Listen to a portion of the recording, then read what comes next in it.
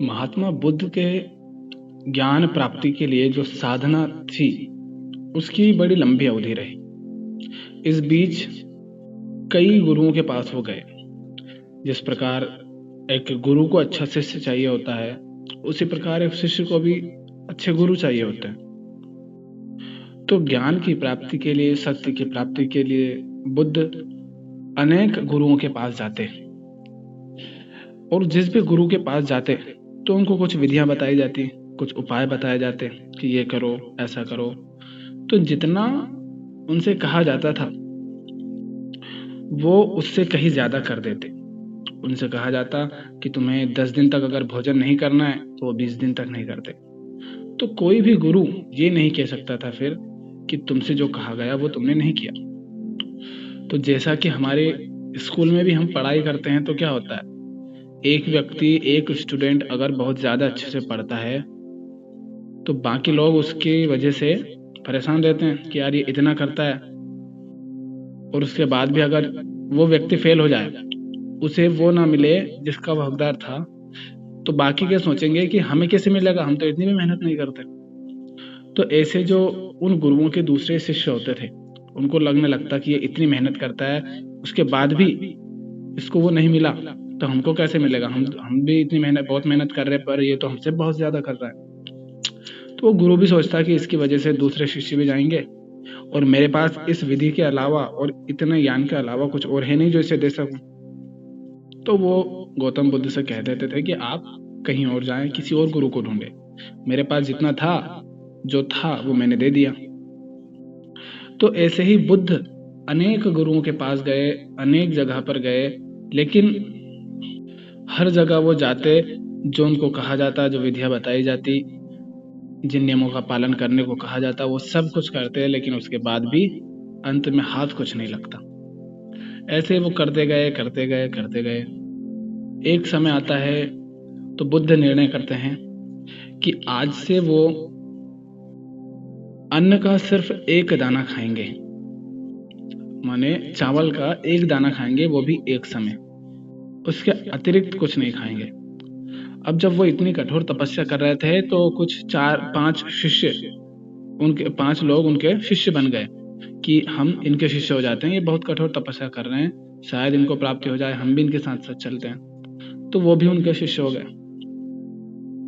तो अब बुद्ध बैठे हुए हैं, ध्यान कर रहे हैं और पालन कर रहे हैं उन्हीं नियमों का कि खाना नहीं है, सिर्फ एक दाना खाना है। तो ऐसे ही कई दिन बीत जाते हैं। बुद्ध की हालत ऐसी हो जाती है कि शरीर में न मांस बचता है, न चमड़ी बचती है, चर्बी नहीं बचती है, पूरा सूख जाता है, हड्डियां दिखने लगती हैं, उनको हम गिन सकते हैं बाहर से, इतनी बुरी हालत उनकी हो जाती है, वो बहुत कमजोर हो जाते हैं। अब जहां वो तपस्या कर रहे थे वो निरंजना नदी थी, बोध गया के पास, पेड़ के नीचे वो कर रहे थे। अब किसी वजह से उनको नदी पार करने की आवश्यकता पड़ी। अब नदी में पानी नहीं था गले से ऊपर, साधारण पानी था, पर थोड़ा चढ़ावदार था। तो बुद्ध उस नदी को पार करने के लिए जब उसमें उतरे तो वो चल तो नहीं पा रहे थे, और नदी में उतरे तो वो नदी पार नहीं कर पाए। जब नहीं कर पा रहे हैं तो वापस वो पीछे मुड़े। अब नदी के किनारे पर रही होगी किसी पेड़ के जड़ वगैरह, वो दिखाई दी तो उसे पकड़कर खड़े हुए, सोचने लगे, विचार करने लगे कि अगर ये शरीर नहीं रहा तो शरीर को खोकर मैं कौन सी आत्मा पाऊंगा, कैसे सत्य की प्राप्ति होगी, कैसे ज्ञान की प्राप्ति होगी। बुद्ध ने सोचा, निकले बाहर, वापस पेड़ के पास बैठे। तो जिस पेड़ के पास वो बैठे थे, अब रही होगी कोई स्त्री, वो आती है। तो अक्सर हम देखते हैं कि लोग पेड़ों की पूजा करते हैं, तो उस स्त्री की भी कोई मन्नत रही होगी, पूरी हो गई होगी, तो उसे लगा कि पेड़ की वजह से हुई है जिससे मन्नत मांगी थी, तो वो पेड़ के पास कुछ भोजन वगैरह चढ़ाने के लिए आती है, प्रसाद। तो जब बुद्ध को देखती है कि व्यक्ति है बिल्कुल सूख गया है, हालत बहुत खराब है, तो वो सोचती है कि वृक्ष को ये प्रसाद चढ़ाऊं, उससे अच्छा होगा कि मैं इन्हीं को खिला दूं, तो ज़्यादा सही रहेगा। भूखा व्यक्ति है, उसे खिला दूं। तो आज तक तो बुद्ध उन नियमों का, उन सब विधियों का पालन करते आ रहे थे कि भोजन नहीं करना है, और जिस समय वो खाना लेकर गई थी उस समय तो करना ही नहीं है, कठोर तपस्या करनी है। तो स्त्री बुद्ध से पूछती है कि आपकी ये हालत कैसे इतनी बुरी? आपको पहले भी देखा था, तब तो आप बहुत सुंदर सुडौल थे, शारीरिक मजबूती थी आप में, लेकिन ये हालत आपने क्यों कर ली? बुद्ध कहते हैं, सारी बातें सुनाते हैं कि ज्ञान प्राप्ति के लिए निकला हूँ, सत्य को जानना चाहता हूँ, ये जो सारे भ्रम हैं, बंधन है, ये जो दुख है, इन सब के कारण को पता जानना चाहता हूँ, इनसे मुक्ति चाहता हूँ। क्या है वो परम सत्य, उसे जानना चाहता हूँ। तो स्त्री कहती है कि ये जो आपका शरीर है, अगर यही नहीं रहा तो फिर आप कैसे ये तपस्या भी कर पाएंगे? शरीर को कष्ट देने से कैसे आपको सत्य की प्राप्ति होगी? शरीर ही नहीं रहा तो आप कहाँ रहेंगे? अगर शरीर बीमार है, शरीर में समस्याएं हैं, तो ध्यान का कैसे आपका लगेगा? आपका सारा ध्यान, आपका मन बार बार इन दिक्कतों पर, ये शरीर में उठने वाली पीड़ा पर जाएगा। आप कैसे ध्यान भी कर पाएंगे? तो इसके लिए तो आवश्यक है कि आप शरीर का, स्वास्थ्य का ध्यान रखें। बुद्ध जानते हैं, बुद्ध समझते हैं फिर कि आज तक किसी गुरु ने ये नहीं कहा कि शरीर को कष्ट देने से कोई लाभ नहीं होगा। जिसको देखा वही शारीरिक क्रियाएं करने को कह रहा है, ध्यान करने को कह रहा है, भूखे रहने को कह रहा है, एक पैर पर खड़े होने को कह रहा है, न जाने क्या क्या विधियां सबके अलग अलग हैं, वो करने को कह रहा है, और किसी से आज तक ना फायदा हुआ। आज स्त्री ने पहली बार कोई बात ऐसी कही है जो सबसे अलग है, जिसमें कुछ सार दिखाई जान पड़ता है। अब बुद्ध ने ना तो उस स्त्री से ये पूछा कि तू कौन सी जात की है, उसका नाम सुजात था, वो कोई नीची जाति की रही होगी, लेकिन पहले बुद्ध पूछा करते थे। लेकिन उस वक्त बुद्ध ने ना तो ये पूछा कौन सी जात की है, ना ये पूछा कि ये भोजन मैं करूं या ना करूं, न मन में ये भय रहा कि कहीं जो विधि का पालन कर रहा हूं ये भोजन करने से वो टूट ना जाए। सारे विचार, सारे बंधन, नियम, विधियां सबको छोड़कर बुद्ध ने पहले खाना खाया। पहली बार उनको लगा कि शरीर में और मन को शांति का अनुभव हो रहा है।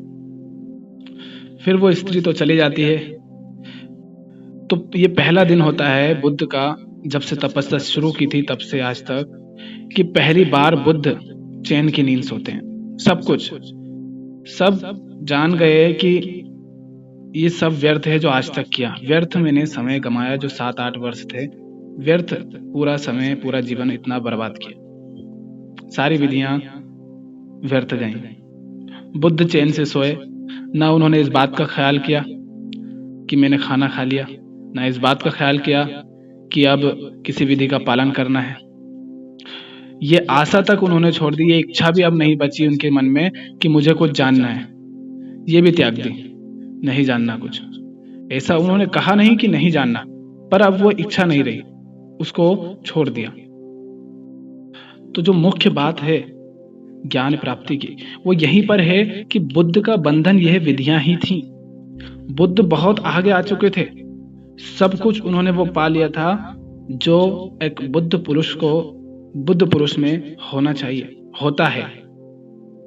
लेकिन ये विधि जो थी यही बंधन थी, क्योंकि सत्य और एक व्यक्ति के बीच में जो बंधन है, वो सारे जब तक बीच में एक भी बंधन है, वो दोनों एक नहीं हो पाते, अद्वैत नहीं हो पाता। अद्वैत हो सके उसके लिए बीच में से हर विधि, हर बंधन हटना आवश्यक है। जैसा कि हम रामकृष्ण परमहंस के बारे में भी सुनते हैं कि वो माता को पूछते थे, वो बहुत ऊंचाई तक पहुंच चुके थे, ज्ञान की बहुत ऊंचाई उन्होंने पाली थी, लेकिन उनका एक ही बंधन बचा था जो उनको निराकार, निर्गुण होने से रोक रहा था। वो ये था कि जिनकी वो पूजा कर रहे थे, जिन माता की, जिन काली माता की, वही उनका बंधन हो गई थी कि वो मोहवश उन्हें ही नहीं छोड़ पा रहे थे। कि जिनको आज तक मैं पूजता आया, भला उनको कैसे मैं त्याग दूं, कैसे इनको अब नकार दूं। तो यही बुद्ध के साथ था कि ये विधियां इनका पालन करते आए हैं तो ये भी त्यागनी पड़ेंगी। ये जो इच्छा है जानने की, इस इच्छा का भी त्याग करना पड़ेगा। कामना जब तक रहेगी तब तक आप जो परम तत्व है, परम सत्य है, उस तक नहीं पहुंच पाओगे। इसलिए उस दिन बुद्ध की ना तो कोई इच्छा रही, ना कोई विधि रही, ना कोई मन में संशय रहा, न किसी तरह की कोई समस्या उन्होंने अपने शरीर को दी, कोई कष्ट दिया, कुछ नहीं दिया। शांति से सोए। सुबह जैसे ही हुई, बुद्ध ने देखा कि बहुत शांति का अनुभव हो रहा है। कल तक जो व्यक्ति था, जो विधियों का पालन कर रहा था, जो कुछ जानने के लिए कड़ी मेहनत कर रहा था, शरीर को कष्ट दे रहा था, ध्यान लगाकर बैठा रहता था, आज वो व्यक्ति बदल गया। वो व्यक्ति नहीं रहा, वो व्यक्ति तो खत्म हो गया। आज कोई और है जिसके मन में ना तो कुछ जानने की इच्छा है, ना कोई विधि का पालन करने का उस पर भार है, ना किसी के अनुसार चलने का उस पर दायित्व है, कुछ नहीं है। आज ये उन सब से मुक्त है। और जो व्यक्ति इन सब से, इन बंधनों से मुक्त हो गया, वो बुद्ध हो गया। कुछ जानने पाने के लिए बुद्धि के अनुसार तुमने जो विधियां लगाई, जब तुम उनसे भी ऊपर उठ गए तो तुम बुद्ध हो गए। तो अब ये नहीं हुआ कि बुद्ध के आसपास कुछ रोशनी चमकने लगी या कुछ अद्भुत हुआ, नहीं। बस बुद्ध जान गए कि कुछ और जानने की आवश्यकता नहीं है, बस बोध, जागरूकता ये आवश्यक है। तुम जी रहे हो तो जागरूकता के साथ जियो, बोध के साथ जियो, समझ के साथ जियो। यही जीवन में शांति लाता है। सारे प्रश्न बुद्ध के खत्म हो गए। पर जिस वक्त बुद्ध ने भोजन किया था शाम को, उनके 5 शिष्य थे, उन्होंने भी देख लिया था। तो वो तो बड़ा क्रोधित हुए थे, चले गए थे कि तुमने भ्रष्ट कर दिया ध्यान, अपनी विधि उनका पालन नहीं किया, तोड़ दिया, तो हम तुम्हारे साथ नहीं रहेंगे। वो चले गए थे क्रोधित होकर। तो बुद्ध सबसे पहले तो उनके पास जाते हैं, उनको ढूंढते हैं, और जैसे ही वो बुद्ध को आता हुआ देखते हैं तो वो निर्णय तो यही करते हैं कि इस व्यक्ति से हम बोलेंगे नहीं, ये पथभ्रष्ट हो गया है, ये मार्ग पर नहीं चल रहा है, इसने बीच में ही तपस्या को छोड़ दिया, भटक गया है। कोशिश तो उनकी पूरी थी कि इसका ना हम बैठने के लिए इसे कहेंगे, ना इसकी बातें सुनेंगे, ना इससे कुछ कहेंगे, ना इसका सम्मान करेंगे। पर जैसे जैसे बुद्ध समीप आते गए, उनके मन का भाव अपने आप बदलता गया। उन 5 में से पहले एक उनके चरणों में आकर गिरा, फिर दूसरा, फिर तीसरा, ऐसे करके 5 के 5। बुद्ध उनसे कहते हैं कि तुम्हारा निर्णय तो ये नहीं रहा होगा कि तुम मेरा सम्मान करो, क्योंकि उस वक्त तो तुम क्रोधित होकर आए थे, बहुत कुछ सुनाया था मुझे, तो फिर ये झुकना कैसे हुआ? तो वो 5 कहते हैं कि हम नहीं झुके, क्योंकि हमारा निर्णय तो था कि हम नहीं झुकेंगे, हम कुछ नहीं कहेंगे, पर ये कैसे हो गया, बस हो गया। तो इस तरह फिर उन शिष्यों के साथ बुद्ध आगे बढ़े। इस तरह बुद्ध को ज्ञान की प्राप्ति हुई। और वो क्यों झुक गए उनके सामने? क्योंकि वो जानते थे कि ये व्यक्ति कल तक जैसा था, इसकी चाल बदल गई, इसके चेहरे के भाव बदल गए, सब कुछ इसमें बदला हुआ सा दिख रहा है, ये वैसा नहीं रहा जैसा अभी तक था। क्योंकि मन के अंदर तुम्हारे अगर कुछ बदलता है तो उसी के अनुसार तुम्हारे बाहर का जो व्यवहार होता है, चलना फिरना, बोलना, सोचना, हर चीज तुम्हारी बदल जाती है। तो बुद्ध के अंदर था जो वो कुछ बदल चुका था, इसलिए शिष्य भी रोक नहीं पाए। ऐसा कुछ नहीं था कि कुछ रोशनी चमक रही हो तो इसलिए वो झुक गए हैं कि कुछ उनको और अद्भुत दिखाओ, ऐसा नहीं था। बस व्यक्ति जो थे वो पूरी तरह मुक्त हो गए थे हर उस बंधन से जिन्होंने उन्हें अभी तक जकड़ रखा था। तो यही एक भक्त का भी होता है कि जैसे हम मीराबाई का देखते हैं या दूसरे अन्य भक्तों का देखते हैं, तो वो जिसकी भक्ति कर रहे हैं, जैसे मीराबाई कर रही हैं कृष्ण की, तो वो भी 35-40 साल तक करती रही, लेकिन उनको भी संत रैदास के पास जाना पड़ा। क्यों? क्योंकि वो जिनकी भक्ति कर रही थी वो ही उनका बंधन बन गया था। अंतिम बंधन वही था, क्या कि कृष्ण की मूर्ति को ही वो चाह रही थी, उन्हीं से उनको विवाह करना था, उन्हीं के साथ रहना था, सब कुछ वो नहीं चाह रही थी। और वो यही मान रही थी कि ये जो सामने व्यक्ति है, जिसकी मूर्ति है, ये ऐसा का ऐसा मेरे सामने आएगा, उसको मैं बुला रही हूँ। तो वो सगुण थी, सगुण से वो निराकार में प्रवेश नहीं कर पा रही थी, इसलिए संत रैदास ने फिर उनको मार्ग दिखाया। इसी तरह बुद्ध के साथ है, इसी तरह रामकृष्ण परमहंस के साथ था। यही होता है कि हम आगे तो बढ़ते हैं, जो साधक होता है वो आगे बढ़ता है, लेकिन जिन विधियों को, जिनके आधार पर वो आगे बढ़ता है, अंत में जाकर उसे वह भी त्यागना ही पड़ता है, उनसे भी मुक्ति ही पानी होती है। क्योंकि जिसे बुद्ध होना है उसका फिर बंधन नहीं हो सकता एक भी। इसलिए जब भक्त भगवान में स्थापित हो जाता है तो भक्ति ऊंचाई पाती है।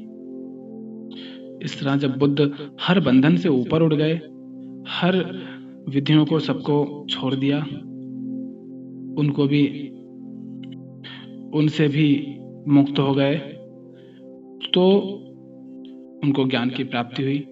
जागरूकता के साथ जीना है, समझ के साथ जीना है, कुछ भी मान नहीं लेना है, कुछ धारणाओं, परंपराओं, ये जो चली आ रही है, इनके आधार पर हर बात को मानना नहीं है, स्वीकार नहीं करना है।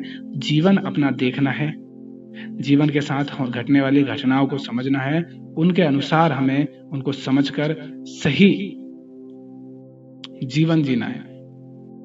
ध्यान से जीना है, ध्यान से जीना यही है, कहीं आंख बंद करके नहीं बैठना है। नहीं तो आप कहो कि बुद्ध तो आंख बंद करके बैठे थे और बुद्ध ध्यान की बात करते हैं, तो तुम ध्यान वही मत समझ लेना कि आंख बंद करके बैठे हैं और तपस्या कर रहे हैं, शरीर को परेशान कर रहे हैं।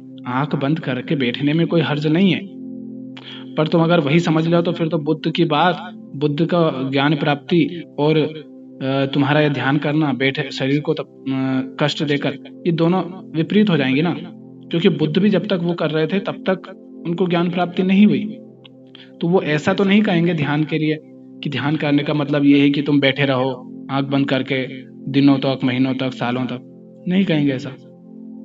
ध्यान का अर्थ है कि जो कर रहे हो तुम्हें पता हो कि क्या है, क्या किया जा रहा है, क्यों किया जा रहा है, किसके लिए किया जा रहा है। कहीं करने वाला कोई और तो नहीं, कहीं मैं बस उसका माध्यम बन रहा हूँ या मुझसे कोई और करवा रहा है। हर जागरूकता के साथ उसे देख पाना जो हो रहा है उसे, यही ध्यान होता है। तो इस तरह से बुद्ध का जो ज्ञान प्राप्ति की